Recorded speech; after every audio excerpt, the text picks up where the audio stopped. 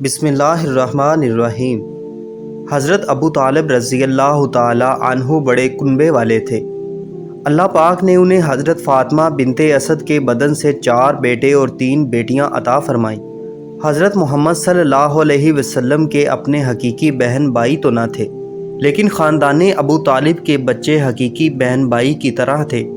آپ صلی اللہ علیہ وسلم کو اپنے چچا زاد بہنوں میں سے بڑی حضرت ام ہانی رضی اللہ تعالی عنہا سے ایک ہی گھر میں پرورش پانے کی وجہ سے زیادہ محبت تھی۔ خود حضرت ام ہانی رضی اللہ تعالی عنہا بھی آپ صلی اللہ علیہ وسلم سے عاشقوں کی طرح محبت کرتی تھی، جو کہ زندگی کے آخری سانسوں تک قائم رہی۔ حضرت ام ہانی رضی اللہ تعالی عنہا کا نام فاختہ، کچھ نے ہند بھی لکھا تھا، لیکن اپنی کنیت سے مشہور ہوئی۔ والد جناب حضرت ابو طالب اور والدہ جلیل القدر صحابیہ حضرت فاطمہ بنت اسد ہیں۔ حضرت علی المرتضیٰ رضی اللہ تعالی عنہ حضرت جعفر طیار اور حضرت عقیل رضی اللہ تعالی عنہ کی حقیقی بہن ہیں۔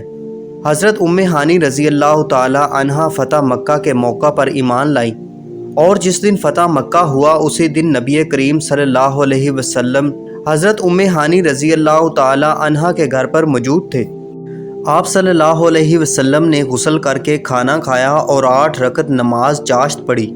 جب اللہ پاک نے نبی کریم صلی اللہ علیہ وسلم کو شب معراج کی سیر کروائی تو حضرت محمد صلی اللہ علیہ وسلم اس وقت بھی حضرت ام ہانی رضی اللہ تعالی عنہا کے گھر پر سوئے ہوئے تھے۔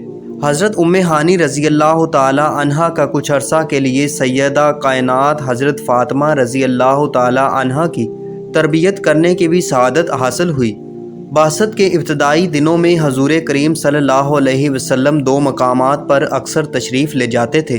ایک کوہ صفا کے دامن میں واقع گھر در ارقم، جو ابو جہل کے بھتیجے حضرت ارقم کی ملکیت تھا، یہ مسلمانوں کا پہلا اسلامی مرکز اور دینی درسگاہ تھی، جبکہ دوسرا گھر آپ صلی اللہ علیہ وسلم کی چچا زاد بہن حضرت ام ہانی رضی اللہ تعالی عنہا کا تھا۔